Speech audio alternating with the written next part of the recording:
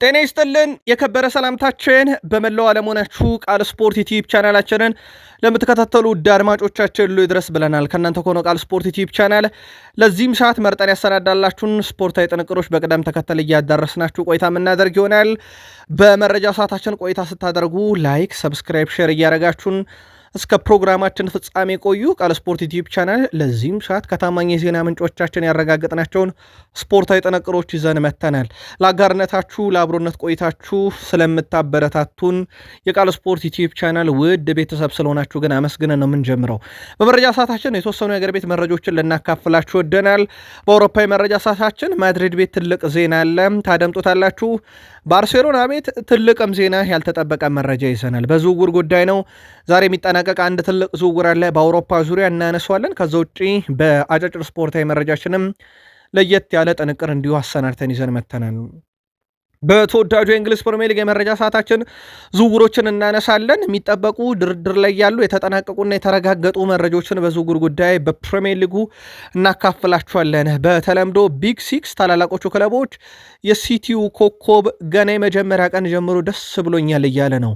የእሱ የመጀመሪያ ቀንና የደስታውን ምክንያት እንነግራችኋለን። ሲቲ ቤት ሰበር መረጃ በዝውውር ጉዳይ ይዘንላችኋል። ከመጪና ከውጪ ጋር ዘንድሮ ፕሪሚየር ሊጉ አዲስ 9 አሰልጣኞችን ሲይዝ በታሪክ ለመጀመሪያ ጊዜ ነው። አንዱን እናነሳችኋለን። የቼልሲውን አለቃ ዣቪ አሎንሶ በቼልሲ ቤት ብዙ አብዮት ይጠብቃቸዋል። የተረከቡት ቡድን ትልቅ ነው። እሳቸው የሚሉን ነገር አለ፣ ትከታተሉታላችሁ። በቡድን ዜናም ተጨማሪ መረጃ ስናካፍል ሊቨርፑል ቤት አንድን ሰው መልቀቅ በጣም ትልቅ ተጫዋች እንደመልቀቅ ያክል ነው። ምክንያቱን እንነግራችኋለን። የአማካኝ ክፍሉ እናነሳለን። አዲሱ ፈራሚ ለጨዋታ ዝግጁ ነው ብሏል። በሊቨርፑል በኩል ወቅታዊ የቡድን ዜናም በቃል ስፖርት ዩቲዩብ ቻናል ቆይታ ስታደርጉ የምትከታተሉት ይሆናል። ማንቸስተር ዩናይትድ በካሪክ ተማምነዋል። የተማመኑት ግን በቡድን ጉዳይ ሳይሆን በአንድ ተጫዋች ላይ ነው። ለየት ያለ መረጃ እናካፍላችኋለን። ከዛ ውጭ ዩናይትድ ሶስተኛው አማካኝ ሰው ማን ነው የሚለው ጉዳይ እነ ስኮልስን ያናደደ ዩናይትድ እየሰራውበት ነው፣ ካልተሳካምተዋለው ያለበት የሜዳ ክፍል እንደሆነ ይታወቃል። ከዚህ ጋር አያይዘን 3 አማካዮችን እንነግራችኋለን። የሶስቱንም አማካይ ምክንያት አለን። ስለ አንዱ ፈራሚ ግን የሌላ ክለብ ኤጀንት የሚለን ነገር አለ፣ ትከታተሉታላችሁ ዩናይትድ ደጋፊዎች በቃል ስፖርት ዩቲዩብ ቻናል። ከአርሰናል ጋር በተያያዘ ብሩኖ ጊማሬሽን ዝውውር ተከትሎ ተጨማሪ መረጃ ልናደርሳችሁ ወደናል። እዛው አርሰናል ቤት ከነ ዴክላን ራይስ ጋር የሚጠበቀውም ጥምረት አለ። ስለሱ ጥቂት ነገር እንላችኋለን። አርሰናል ፊቱን አሁን ወደ ሌላ የክንፍ ተጫዋች ማዞር ግድ ብሎታል። ከዚህ ጋር በተያያዘ ተረኛው የአርሰናል ፈራሚ ማን ሊሆን ይችላል? የማርቲኔሊስ ጉዳይ እንዴት ይታያል? አርሰናል ዛሬ ያደሰው ኮንትራት ምን ጥቅም ያስገኝለታል የሚለውን ጨምሮ በርካታ መረጃ ይዘናል። እንደ ሁልጊዜው ቃል ስፖርት ላይ ቆዩን። ከ100,000 በላይ ሰብስክራይበር ደርሰናል። ይህ የሆነው በእናንተ ውድ አድማጮቻችን ምክንያት ነው። ዝቅ ብለን አመስግነን መረጃዎቹን እያካፈልኳችሁ ምቆየው ቃል ነኝ። አብራችሁን ቆዩን። ኢትዮጵያን ወክሎ በአፍሪካ ሻምፒዮንስ ሊግ ውድድር የሚሳተፈው ሲዳማ ቡና የቅድመ ማጣሪያ ተጋጣሚውን አውቋል። በዚህም መሰረት ሲዳማ ቡና በመጀመሪያው ዙር ማጣሪያም ከቻዱ ክለብ ኤግል ሎንስ ጋር ይጫወታል። ሲዳማ ቡና ጨዋታውን በደርሶ መልስ የሚያሸንፍ ከሆነ የሱዳኑን ክለብ አልሂላል እና የቡሩንዲውን አግል ኖር አሸናፊ የሚፋለም ይሆናል። የመጀመሪያ ጨዋታ ከነሐሴ 29 እስከ ጳጉሜ 1 2018 ዓ.ም የሚካሄድ ሲሆን የመልስ ጨዋታ ከመስከረም 1 እስከ መስከረም 3 2019 ዓ.ም ባሉት ቀኖች የሚካሄድ ይሆናል። ሁለቱም ቀኖች የነገርናችሁ በኢትዮጵያን የቀን አቆጣጠር ቀመር መሰረት ነው። ኢትዮጵያን በአፍሪካ ኮንፌዴሬሽን ዋንጫ ውድድር የሚወክለው ወልዋሎ አዲግራት ዩኒቨርሲቲ እንደሆነ ይታወቃል። የቅድመ ማጣሪያ ተጋጣሚን አውቋል። ወልዋሎ አዲግራት ዩኒቨርሲቲ በመጀመሪያው ዙር የማጣሪያ ጨዋታ ከሱዳኑ ክለብ አልሂላል አልሳሂል ጋር ተደልድሏል። ወልዋሎ አዲግራት ዩኒቨርሲቲ የመጀመሪያ ጨዋታውን ከሜዳ ውጭ የሚያደርግ ይሆናል። ወልዋሎ አዲግራት ዩኒቨርሲቲ በደርሶ መልስ የሚያሸንፍ ከሆነ ከዛንዚባሩ ኬኤም እና ከሊቢያው አልአህሊ ትሪፖሊ አሸናፊ ጋር ይፋለማል። የዚህም ጨዋታ የመጀመሪያ ዙር ጨዋታ ከነሐሴ 29 እስከ ጳጉሜ 1 2018 ዓ.ም ባሉት ቀናት የሚካሄድ ሲሆን የመልስ ጨዋታ ከመስከረም 1 እስከ መስከረም 3 2019 ዓ.ም የሚካሄድ ይሆናል። እነኚህ ሁለት ኢትዮጵያን ወክለው የሚሳተፉ ክለቦችን በተመለከተ ደግሞ ጊዜው ሲደርስ በወቅታዊ መረጃ በቃል ስፖርት ዩቲዩብ ቻናል በተከታታይ ለእናንተ ውድ አድማጮቻችን እንደምናደርስ ከቃል ስፖርት ቃል ገብተናል። ለገንዘብ ግድ የለኝም እህቴ ልክ መሆኗን ማረጋገጥ ብቻ ነው ፍላጎቴ ሲል ተደምጧል። ያን ዲዮሜንዲ ውዱ የሪያል ማድሪድ ፈራሚ ሆኗል። ሪያል ማድሪድ የተቀላቀለው ያን ዲዮሜንዲ በቅርቡ አሳዛኝ የህይወት ታሪክ እንዳለው ተናግሮ ነበረ። ዲዮሜንዲ በእግር ኳስ ህይወቱ ፈላጊ አጥቶ ተስፋ ቢቆርጥም በታናሽ እህቱ እርዳታ መቀጠሉ ተናግሯል። ሁሉም ፊቱን ሲያዞርበት እህቱ ታላቅ ተጫዋች ትሆናለህ በሚል ተስፋ ሰጥታው እዚህ እንደደረሰ ይናገራል። ይሁን እንጂ ታናሽ እህቱ በ15 ዓመቷ ተመርዛ ህይወቷ ካለፈ በኋላ ትልቅ ጠባሳ ጥሎብኛል ይላል ዲዮሜንዲ። ለእህቱ አንቺ ትክክል እንደሆንሽ አረጋግጣለሁ፣ ባይሆንልኝ እንኳን ሞክሬ እሞታለሁ ሲል ቃል ገብቶላትም እንደነበረ ተናግሯል። አሁን ለእህቱ በሱ ላይ ያላት እምነት ፍሬ አፍርቶ ታላቁን ክለብ ሪያል ማድሪድ የተቀላቀለው ዲዮሜንዲ ለገንዘብ ግድ የለኝም ሲል ተደምጧል። ትልቅ ቤት ወይም ውድ መኪና ግድ አይሰጠኝም ያለው ዲዮሜንዲ ፍላጎቴ እህቴ ልክ መሆኗን ማረጋገጥ ወይም እየሞከርኩ መሞት ነው ሲል ተደምጧል። አዲሱ የማድሪድ ሰው የልጅነት ህልሜ እውንም ሆኗል ብሏል ያን ዲዮሜንዲ። ሪያል ማድሪድ የሌብዥንግን የክንፍ ተጫዋች ያን ዲዮሜንዲን ማስፈረማቸውን ይፋ ካደረጉ በኋላ ኮት ዲቫር ተጫዋች ያን ዲዮሜንዲ በሪያል ማድሪድ ቤት የ7 ዓመት ኮንትራክትን ፈርመዋል። ሎስ ብላንኮች ለተጫዋቹ ዝውውር አጠቃላይ የከፈሉት ክፍያ 140 ሚሊዮን ዩሮ አካባቢ ይደርሳል። ዲዮሜንዲ ከፊርማው በኋላ በሰጠው አስተያየት ሪያል ማድሪድ መቀላቀል የልጅነት ህልሜን እውን አድርጎታል ብሏል። ተጫዋቹ አክሎም ክለቡ ሌብዥንግ ቀሪ ኮንትራት እያለው ወደ ሪያል ማድሪድ እንዲሄድ ስለፈቀደልኝም ሌብዥንግ ይመስገንልኝ እያለ ይገኛል። የሪያል ማድሪድ ቤት ወቅታዊ ሁኔታ ቡድኑ በደንብ ተጠናክሯል። ግን ውድ ቤተሰቦቻችን ከዚህ በኋላ ሪያል ማድሪድ ተጫዋች ለማስፈረም አንድ ተጫዋች መልቀቅ ይኖርበታል። ጆዜ ሞሪኖ በጣም ካስቆጣቸው ነገሮች አንዱ የመሃል ሜዳ ተጫዋች ማስፈረም ግዴታና መተው የሌለባቸው ጉዳይ ብለው ነው የሚይዙት። ግን ሞሪኒዮ እዛ ቦታ ላይ ተጫዋች ሊያመጡ ዘንድ የገጠማቸው ምን እንደሆነ እንነግራችኋለን። በቪኒሺየስ ጁኒየር እና በሪያል ማድሪድ መካከል ሲደረግ የነበረው ድርድር ፍጹም ሰላማዊ እንደነበረ ይታወቃል። ብራዚል የፊት ወሰር ተጫዋች ቪኒሺየስ ጁኒየር በሪያል ማድሪድ ሁሉን ሊያራዝም መሆኑ ተረጋግጧል። ሁለቱ ወገኖች ትናንት ካደረጉት ፍሬያማ ድርድር በኋላ ከስምነት ደርሰዋል። ውሉንም ይፈርማል። የተሻለ ክፍያ ያቀረበው ሪያል ማድሪድ አሁን ላይ የቪኒሺየስ ጁኒየር ሽታ በይፋ እየጠበቀ ሲሆን በቃል ደረጃ የተስማሙትን ስምምነትን በወረቀት ያሰፍራል ተብሎ ይጠበቃል። የማጠቃለያ ውይይቶች ከደረጉ በኋላ ተጫዋቹ የረጅም ጊዜም ኮንትራት እንደሚፈርም ጭምር ነው ይፋ የተደረገው። ጆዜ ሞሪኒሆ በዚህ ውስጥ እጃቸው ከፍ ያለ ነው ተብሏል። ቪኒሺየስ ጁኒየር በሪያል ማድሪድ እንዲቆየ ማድረግ። ከዚህ ጋር በተያያዘ ውድ ቤተሰቦቻችን ቪኒሺየስ ጁኒየር አስቀድሞም ማድሪድ መቆየት የሚፈልግ ግን የክፍያ ሁኔታ ብቻ እንዲስተካከለትለት የሚፈልግ ተጫዋች እንደነበረ ይታወቃል። ጥያቄያችን አሁን አላማው በደንብ የገባው ይመስለኛል። የቃል ስፖርት ዩቲዩብ ቻናል ቤተሰብ አርሰናልን ለመቀላቀል ወይም ለመደራደር ዝግጁ ነበረ። ግን ትልቁ ጥያቄ አርሰናልን ለሪያል ማድሪድ እንደ መደራደር ተጠቅሞታል አልተጠቀመው የሚለው ትልቅ ጉዳይ ነበረ። ምክንያቱም ማድሪድ ቤት የመቆየት ፍላጎቱ ከአምና ጀምሮ የተረጋገጠ እንደነበር ይታወቃል።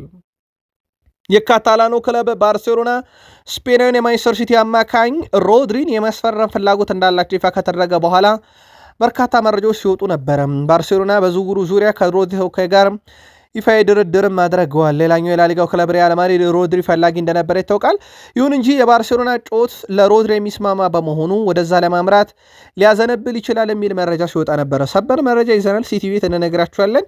በባርሴሎና በኩል ግን ዲዮንግ በጉዳት ማጣት ተከትሎ አማካይ ለመመልከት አስገዳጅ እንደሆነበት ይታወቃል። ባርሴሎና ዝውውሩ ክፍት ቦታ ለማግኘት እና የፋይናንስ ሁኔታውን ለማስተካከል ተጫዋች መሸጥ ሊገደድ ይችላል። ስለዚህ የተወሰኑ ሽያጮችን በባርሴሎና በኩል ልንሰማ እንችላለን።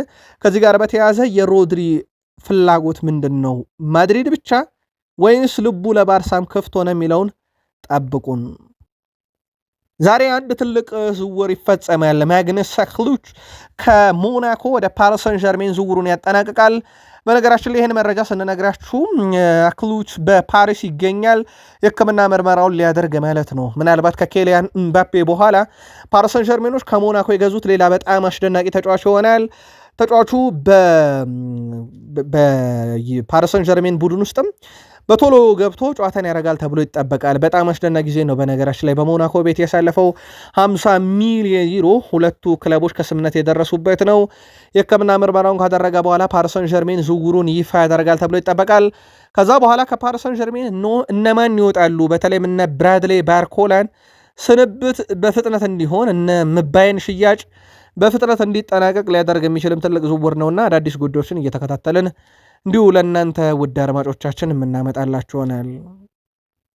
በአርጀንቲና ብሔራዊ ቡድን በኩል የ2026 የዓለም ዋንጫ ፍጻሜ ተፋላሚ ነበረች። በኋላም ላይ በፍጻሜ ጨዋታ ሽንፈት አጋጥሟት በስፔን ዋንጫውን ተነጠቀች። ጉዳዩ ይሄ አይደለም ውድ ቤተሰቦቻችን። እንግሊዝና አርጀንቲና ለፍጻሜ ለማለፍ በግማሽ ፍጻሜ ፍልሚያ ያደርገው ነበረ። ጨዋታው በአርጀንቲና ድል አድራጊነት እንደተጠናቀቀ ይታወቃል።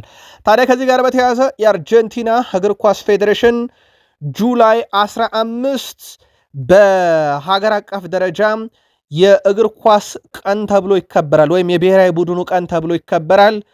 የሚሆነበት አርጀንቲና እንግሊዝን ማሸነፏን ተከትሎ ነው።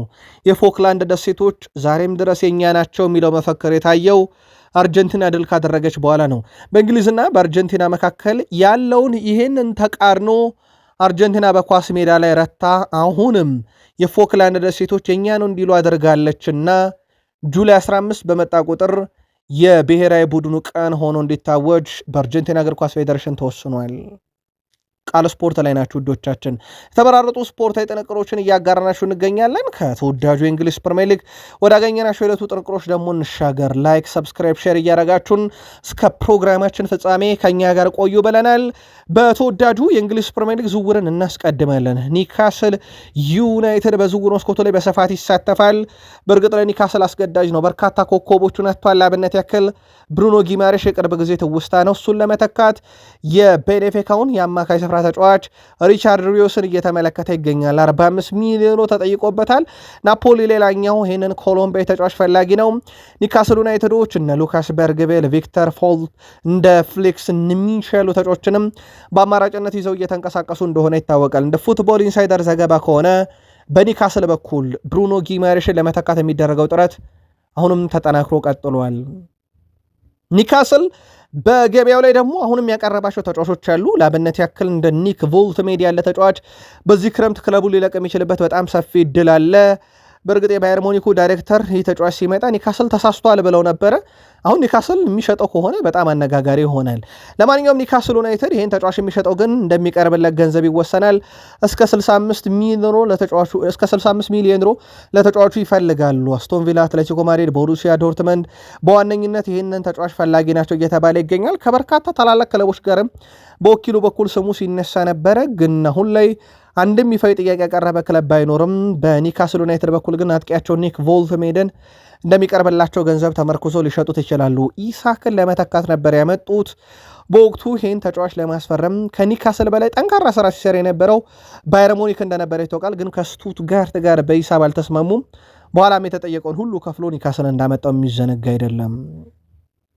አትሌቲኮ ማድሪድ በዝውውር መስኮቱ ከቶትናም ሆትስፐርስ ጋር ይፋዊ ድርድር ለማድረግ ቀነ ቀጠሮ ከያዘ በኋላ በቶትናም ሆትስፐርስ የዝውውር ዝርዝር ውስጥ ከሚለቁ ተጫዋቾች አንዱ የሆነው ክርስቲያን ሮሜሮ ለማምጣት ወደሚደረገው ጥረት እንደገባ ይታወቃል። ያው ኢንተር ሂሳቡ ላይ ችግር ስለገጠመው ዝውውሩ ላይ አልገፋም። አትሌቲኮ ማድሪዶች አሁን ላይ እስከ 30 ሚሊዮን ዩሮ ለቶትናም ለማቅረብ እቅድ አላቸው። ዲዬጎ ሲሞኔ ይህ ዝውውር ይፈጸምላቸው ዘንድ ጠንካራ ስራዎችን እየሰሩ ይገኛሉ። ሮሜሮ ወደ ስፔን የመጓዝ ፍላጎት መኖሩ ደግሞ ዝውውሩን በይበልጥ እንዲጠናከር ያደርገዋል።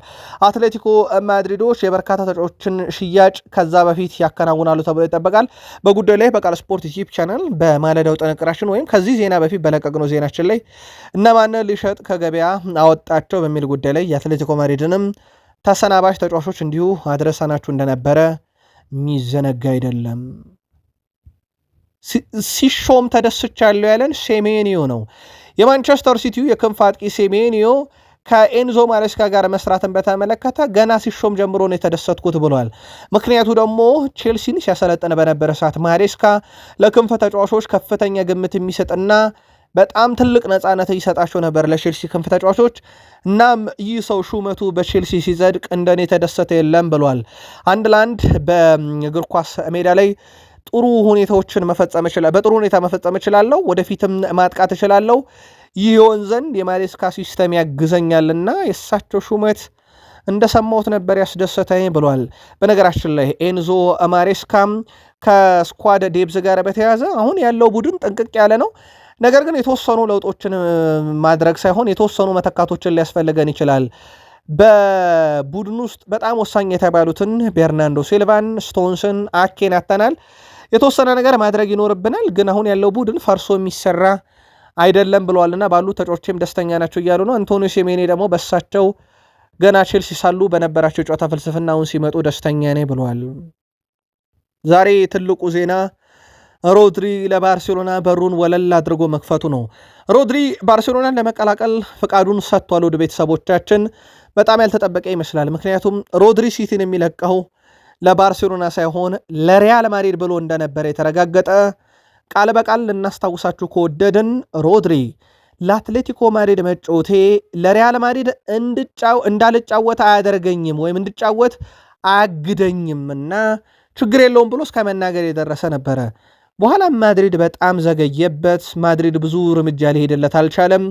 ነገሩ በጣም የተንዛዛ የመሰለው ሮድሪ ለሌላኛው ፈላጊው ባርሴሎና እሺ ብሏል።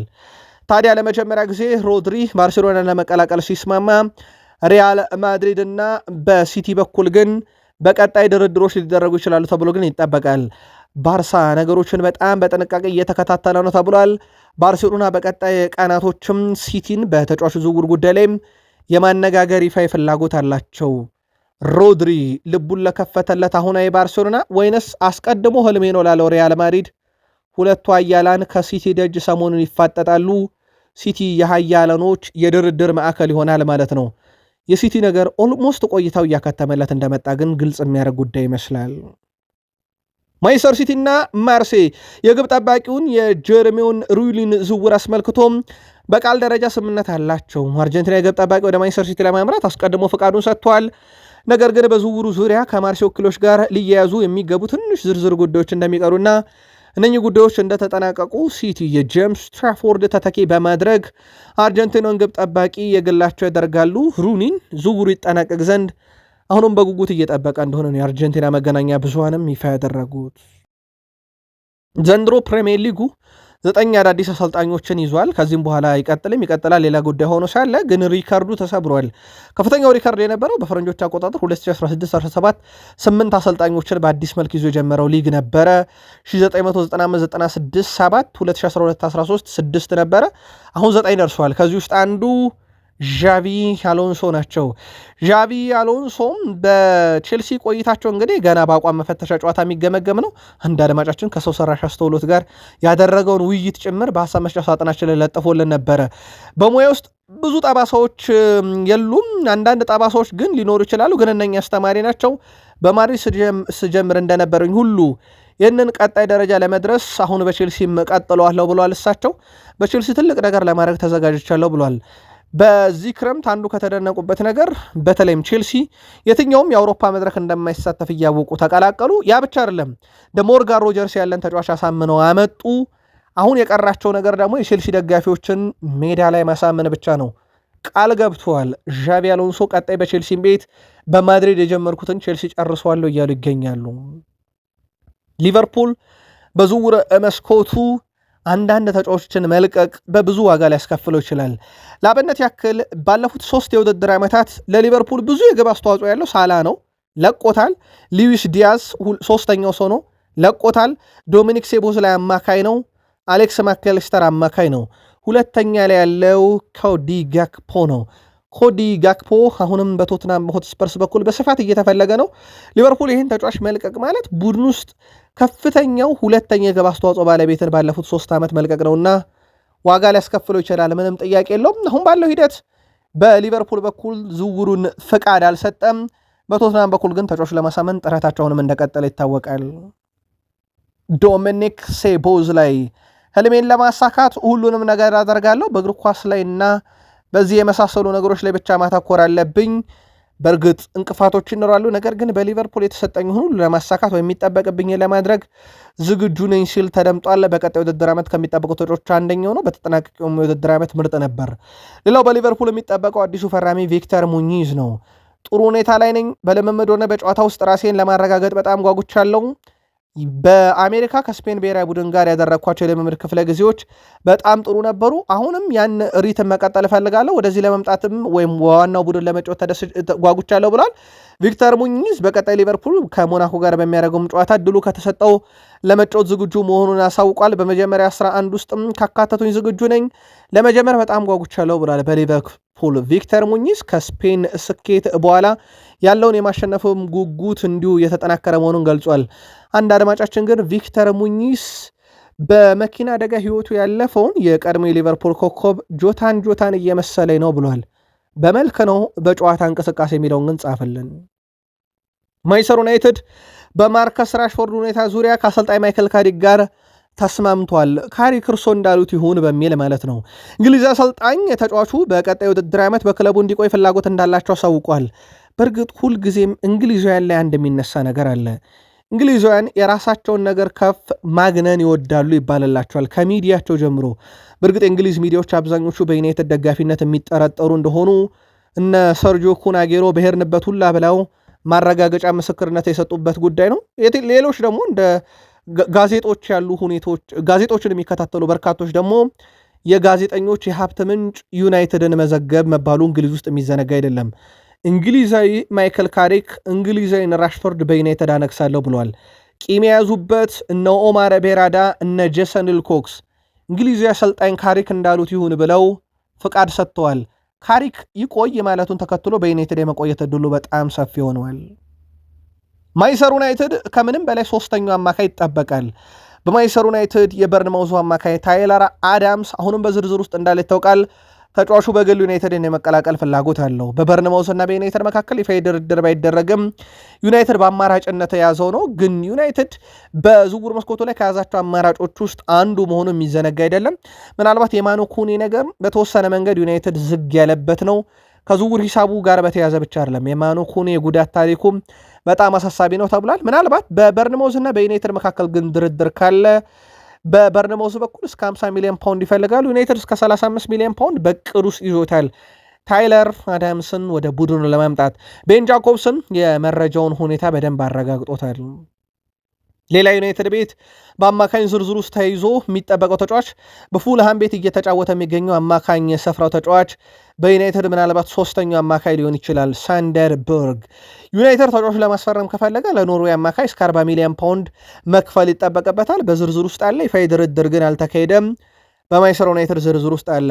ምናልባት ወደ ዩናይትድ እንደማይመጣ ግን ያረጋገጥነው አንድ ሰው ነው። ካርሎስ ባሌባ ወደ ዩናይትድ እንደማይመጣ 100% ተረጋግጧል። የብራይተኑ አማካይ ካርሎስ ባሌባ በቅድመ ውድድር ዝግጅት ወቅት የቁርጭምጭሚት ጉዳት እንዳጋጠመው ተረጋግጧል። በዚህ ምክንያት ባሌባ የውድድር ዘመኑ መጀመሪያ እንደሚያመልጠው ታውቋል። ተጫዋቹ የገጠመው ጉዳት ለረጅም ጊዜ ከሜዳ የሚያርቅ ነው የሚል እምነትም ግን ባይኖርም ተጫዋቹ ግን የመጀመሪያው ውድድር ዓመት ያመልጠዋል።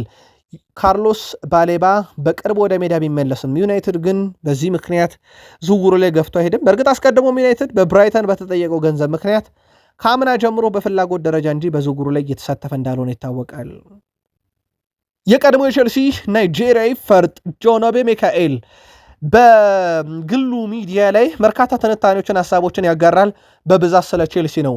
ዩሪ ቴሌማንስ በ35 ሚሊዮን ፓውንድ ብቻ እንዴት እንዳገኙ አልገባኝም፣ ዩናይትድ ዘረፋን የፈጸመው ይላል። ግን በእርግጥ ዩናይትድ የውል መፍረሻ ስላለውን የከፈለው ከዓለም ዋንጫ በፊትም ደጋግሞ በዓለም ዋንጫም ተመልክቼዋለሁ የሚለው ጆን ኦቤ ሚካኤል መሀል ሜዳ ላይ እንደ 6ም 8ም 10 ቁጥርም ሆኖ ይጫወታል። እንዲህ አይነት አማካይ ሲኖር ደግሞ ቡድኑ መጫወት ለሚፈልግበት መንገድ ብዙ አማራጭ ይሰጣል። ማንቸስተር ዩናይትድ እድለኛ ነው እያለ ነው። ወደ ፍጹም ቅጣት ምት ሳጥን ውስጥ ቀርቦ ጎሎችን ማስቆጠር ይችላል። ከቆመ ኳሶች በጣም አደገኛ ነው። ከኳስ ጋርም በጣም ምቾት እንዲሁም ከኳስም ውጭ ለቡድን በጣም አስፈላጊ ነው። የቴሌማንስ ድክመት ነው ብለን መናገር የምንችለው ፈጣን ተጫዋች አለመሆኑ ነው። ሆኖም ግን ከኳስ ጋርም ከኳስ ውጭም ጨዋታን የሚረዳበት መንገድ ፍጥነቱን እንድንረሳለት አድርጓል። ዩናይትድ በትክክል ምርጡን ተጫዋች ያስፈርሟል እያለ ነው ጆን ኦቤ ሚካኤል። ዩናይትድ ደጋፊዎች እንዲህ እየተሰማችሁ ነው ወይ? በቃል ስፖርት ዩቲዩብ ቻናል ላይ ያጋሩን። የማንቸስተር ዩናይትድ የተከላካይ ስፍራ ተጫዋች ሌሳንድሮ ማርቲኔዝ በክለብ የመቆየት እድሉ በጣም ሰፊ ነው። ዩናይትድ በእርግጥ ለገበያ ያላቀረበውም ፈላጊዎች ቢኖሩትም ማለት ነው። በተለይም ሩበን አሞሪም በኤስ ሚላን ቤት ከሄዱ በኋላ ከዩናይትድ ካዩዋቸው ተጫዋቾች አንዱ ሌሳንድሮ ማርቲኔዝ በሚል ስሙ ሲነሳ ነበር። ከዚህ ቀደም ከነበሩ ጉዳቶች ማገገሙና በቀጣይ ውድድር ዘመን ቡድን ውስጥ ያለው ሚና በማንቸስተር ዩናይትድ በኩል ከፍ ተደርጎ ይታያል። ካሪክም በተጫዋቹ ላይ እምነት አላቸው። የዩናይትድ አመራሮችም በተጫዋቹ ላይ እምነት አላቸው። ትልቁ ችግራቸው ጉዳት እንደሆነ ይታወቃል። ከዚህ ጋር በተያያዘ በዝውውር መስኮቱ ላይ ማንቸስተር ዩናይትድ እሱን እንኳን ቢሸጥ ከመሸጡ በፊት ተተኪ ያመጣል። ከዛ ውጭ ዩናይትድ ቤት የሚጠበቀው የግራ መስመር ተመላላሽ ማን ነው? ማንቸስተር ዩናይትድ አንቶኒ ሩቢንሰን ዋነኛ ዕቅዱ የመሆን ዕድሉ በስፋት እየተነሳ ይገኛል። ሉዊስ ሆል ነገር በጣም አጠራጣሪ መሆኑ ይታወቃል። ተጨማሪ መረጃ በቀጣይ የመረጃ ሰዓት እናካትታለን። ብሩኖ ጊማሬሽ ዴክላን ራይስን የሚያሳርፍ ወይንስ ከዴክላን ራይስ ጋር የሚጣመር የሚለው በቀጣይ ይጠበቃል። ግን ሁለቱ ተጫዋቾች በአንድ የሜዳ ክፍል ላይ ቢጫወቱ ሞር ዴክላን ራይስ ነፃነት ይሰጠዋል ተብሎ ይጠበቃል። በአሰልጣኝ ሚኬል አርቴታ በኩል ሁለቱ ተጫዋቾች ግን ባለፈው ውድድር ዓመት ምንም እንኳን በተለያየ ቡድን ውስጥ በተለያየ ጨዋታ ስታይል ውስጥ ቢጫወቱም በርካታውን ደቂቃ የተጫወተው ራይስ ነው። የግብ አስተዋጽኦ በእርግጥ ብሩኖ ጊማሬሽ ይሻላል። 14 አለው፣ ራይስ 9 ያለው። በአንድ ለአንድ ፍልሚያ ያው ብሩኖ ጊማሬሽ ከአርሰናል የትኛውም ተጫዋች በጣም የተሻለ ነው። ወደ 6.16 በ90 ደቂቃ ኳስን ያስጠላል። አርሰናል ምናልባት አንዱ የሚፈልጉት ነገር ከብሩኖ ጊማሬሽ ይሄኛውን ነው። ይህ በ6 ቁጥር ሚና ላይ በጣም ታጋይ ተጫዋች በጣም ወሳኝ ነው በዚህ ረገድ። በእርግጥ የላቲን ተጫዋች አይደክመውም ይባላል። ከዛ ውጪ የግብ ዕድሎችን በመፍጠር የዴክላን ራይስ ይሻላል፣ ግን በጣም ተቀራራቢ ነው። ኳስን የማቀበል ስኬትም ሁለቱም በጣም ተቀራራቢ ነው። ከዛ ውጪ ይሄ ኳስን ከራስ ሜዳ ወደ ተቃራኒ ሳጥን ይዞ በመሄድ ራይስ በተወሰነ መንገድ ይሻላል። በዚህ አጋጣሚ ራይስ አምና የተጫወተው የጨዋታ ብዛት ከአርሰናል ጋር ብቻ አይደለም ከእንግሊዝ ብሔራዊ ቡድን ጋር ከህመም ጋር እየተሰቃየ ነው የተጫወተውና ምናልባት በደንብ ሊያሳርፈው የሚችልና አንድ ላይ ቢያጣምሩ በጣም ትልቅ ነገር ሊያገኙበት የሚችል ስብስብ ነው። የእናንተ ምርጫ አንድ ላይ ሁለቱን ማጣመር ወይንስ ለየብቻ? መልከታችሁን ጻፉልን። ፖል ስኮልስ ብሩኖ ጊማሬሽ ወደ አርሰናል መዘወርን ተከትሎ እውነተኛው ሻምፒዮን ቡድን ሁሌም ራሱን ያጠናክራል። አርሰናል ባለፈው የውድድር ዘመን ሊጉን አሸንፎ ቢሆን እንኳን በዚህ አልቆመም። አሁንም ቡድኑን ለማጠናከር ጊማሬሽን አምጥቷል። አርሰናል ራሱን እያደራጀ እያጠናከረ ነው ብሏል። ግን ፕሪሚየር ሊጉን ወይ ቼልሲ ወይ ዩናይትድ እንጂ አርሰናል ላያነሳ ይችላል ማለቱ ይታወቃል። ከዛ ውጪ ብሩኖ ጊማሬሽ በአርሰናል ቤት ያው እንደተለመደው በዚህ ቀደም በተጫወተባቸው ሶስቱም ክለቦች እንዳደረገ ሁሉ 39 ቁጥር መለያን ይለብሳል። ጉዳዩ በቀጥታ ከአባቱ ጋር ይገናኛል። አባቱ 39 ቁጥር ታክሲ ነርተው የመጀመሪያውን መለያ እንደገዙለት የሚዘነጋ አይደለም። ቪኒ ጁኒየር ወደ አርሰናል አይመጣም። ውድ ቤተሰቦቻችን በእርግጥ ይህ የቪኒሺየስ ጁኒየር ወደ አርሰናል ዝውውር እሺ ይደራደራለሁ ከእናንተ ጋር ማለቱ የማድሪድን ነገር ለማፍጠንና ማድሪድን እጅ ለመጠምዘዝ ወይንስ ከልቡ የሚለው የበርካቶች ጥርጣሬ ነበረ። በእርግጥ ባይስማሙ ከአርሰናል ጋር መደራደሩ ግን አይቀሬ እንደሆነ ራሱ አረጋግጦ ነበረ። አርሰናልም ሁሉን ነገር አዘጋጅቶ የሚያስፈልጉትን ነገሮች ሁሉ ለማድረግ ዝግጁ እንደነበረ ከወኪሉ ጋር መነጋገሩ አይዘነጋም። አሁን አርሰናል ከሱ በኋላ ማንን ሊያመጣ እየሰራ ነው የሚለውን ከተመለከትን በዋነኝነት በፕሪሚየር ሊጉ ልምድ ያለው ኢልማን ንዴ በአማራጭነት ከተያዙት አንዱ ሆኗል። ንዴ በዚህ ክረምት ኤቨርተንን ለመልቀቅ ፈቃደኛ እንደሆነ ተናግሮ ነበረ። እንደውም ወደ አረቡም ዓለም ለመሄድ ክፍት መሆኑ ሲነገር ነበረ። እንደ ቤን ጃኮብስ መረጃ አርሰናል ስለ ቀድሞ የማርሴ ተጫዋች ከጠየቁ ክለቦች አንዱ ነው ተብሏል። ተጫዋቹ በፕሪሚየር ሊግ ምርጡ ድሪብለር ነው፣ ምንም ጥያቄ የለውም። በዝርዝር ውስጥ አሁን ተይዞ ይገኛል። በዛ ቦታ ላይ እየተጫወተ የነበረው ትሮሳርድ በክርስቶስ ዞሊስ ተተክቷል። አሁን ምናልባት በዛ ቦታ ላይ አርሰናል ተጫዋች የሚያመጣ ከሆነ ያው የማርቲኔሊ ሽያጭም በእጅ አዙር እውን ይሆናል። ማርቲኔሊ ፈላጊዎች በርከት ያሉ ናቸው። እንደ ዲማርሾ ዘገባ ከሆነ ጋላታሳራይ አሁን የተጫዋቹ ፈላጊ ሆኖ ብቅ ብሏል። እስካሁን ድረስ ጋላታሳራይ ወደ አርሰናል ወይም ወደ ተጫዋች ይፋዊ ጥያቄ ባያቀርብም በዝርዝር ውስጥ አካቶታል። ጋብሪኤል ማርቲኔሊ አርሰናል የመልቀቅ ዕድል እንዳለው ይታወቃል። ካለቀቀ ግን አርሰናል ምናልባትም ቀጣዩን ዓመት በክርስቶስ ዞሊስ እና በጋብሪኤል ማርቲኔሊ ሊቀጥል የሚችልበት በጣም ሰፊ ዕድል አለ። ከዚህ ጋር በተያያዘ ምናልባት ለአርሰናል ደጋፊዎች የሜዳ ክፍል ላይ ጥርጣሬ ነበረ። አምናም ጀምሮ ሻምፒዮን በሆኑበት ሲዝንም ጥርጣሬ ነበረ በትሮሳርድና በጋብሪኤል ማርቲኔሊ ዋንጫ ይገኛሉ የሚል። አርሰናል በእርግጥ ያምናውን ዋንጫ በአንድ ተጫዋች ጥራት ሳይሆን እንደ ቡድን አምጥቶታል ማለት ሞር ስሜት ይሰጣል። ግን ደግሞ ያ የሜዳ ክፍልን ማጠናከር ሁልጊዜም ሚኬል አርቴታ የሚመኙት የሜዳ ክፍል ነው። በክርስቶስ ዞሊስ እና በማርቲኔሊ ግን ይታሰባሉ የቀጣዩ ዓመት ጻፉልን።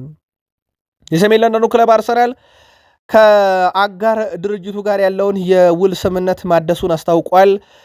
በአረቡ ዓለም ካለው ግዙፍ የአየር መንገድ ጋር ስምነት እንደነበረው ይታወቃል። ይህንም ተከትሎ የአየር መንገዱ እስከ 2033 የአርሰናል አጋሮኝ ይቀጥላለሁ ብሏል። የአየር መንገዱ የአርሰናል ዋና የመለያ አጋር፣ የልምምድ መለያ አጋር፣ የስቴዲየም ስም መብት ባለቤት ሆኖ ይቀጥላል። ስለዚህ አርሰናል በኤምሬስ ተጫወተ እያልን እንቀጥላለን ማለት ነው። እስከ 2033 ማለት ነው። ጠቀም ያለ ገንዘብ ያስገኝለታል አርሰናል፣ ምንም ጥያቄ የለውም። እንዲህ አይነት የአጋር ድርጅቶች እንደሆኑ ይታወቃል። የአንድ ክለብ ዋና መሰረታዊ ገቢ ወይም ቋሚ ገቢ የሚባሉት አርሰናል በዝውውር መስኮቱ የሚያደርጋቸውን እንቅስቃሴዎች ጨምሮም በቀጣይ በ15 ቀን ውስጥ ከሚጀምረው ፕሪሚየር ሊግ ጋር አያይዘን ተጨማሪ መረጃዎችን በቀጣይ መረጃ ይዘን እንመጣለን። ላይክ አድርጉን። ለ100 ሰብስክራይበራችን ግን ዝቅ ብለን አመስግነናል። መልካም ጊዜ